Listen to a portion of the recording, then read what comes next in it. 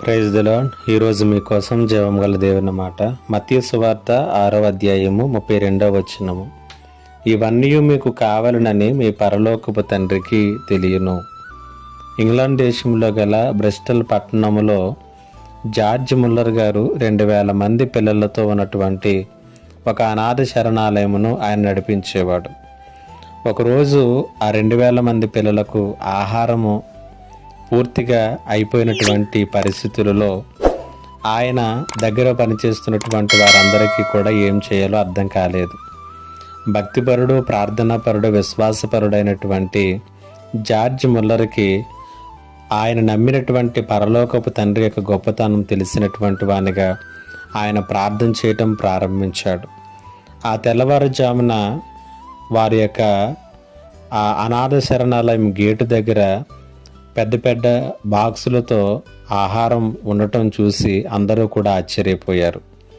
నిజమే, జీవితంలో ఎన్నోసార్లు మన అవసరతలను దేవుడు అద్భుతంగా తీర్చటము మనము మన జీవితాల్లో వెనక్కి తిరిగి ఆలోచన చేసుకుంటే మనం ఖచ్చితంగా గమనించగలం.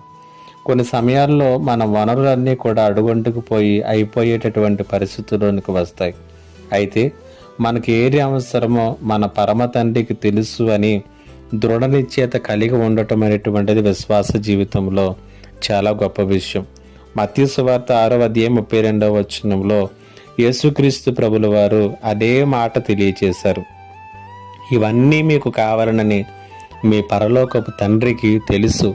కాబట్టి నీకేం కావాలో, నీకేం అవసరమో, నీకేది లోటుగా ఉన్నదో అవన్నీ కూడా నీ పరలోకపు తండ్రిగా ఉన్నటువంటి ఆయనకు తెలుసు అనేటువంటి సంగతి నువ్వు ఎరిగి ఉండటం అనేటువంటిది చాలా ప్రాముఖ్యం. సో మూలాన్ని ఎరిగి ఉంటే సమస్తాన్ని కూడా ఆయన నుంచి ఎలా పొందుకోవాలో నీకు అర్థమవుతుంది.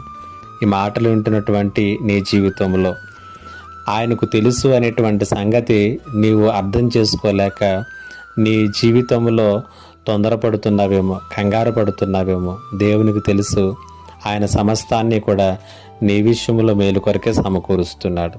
దేవుడి మాటల చేత మిమ్మలను బలపరచును కాక. ఆమేన్. ప్రార్థన. మా దేవా, నీకు వందనాలు.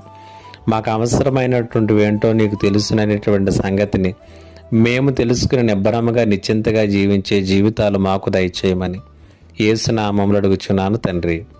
ఆమేన్.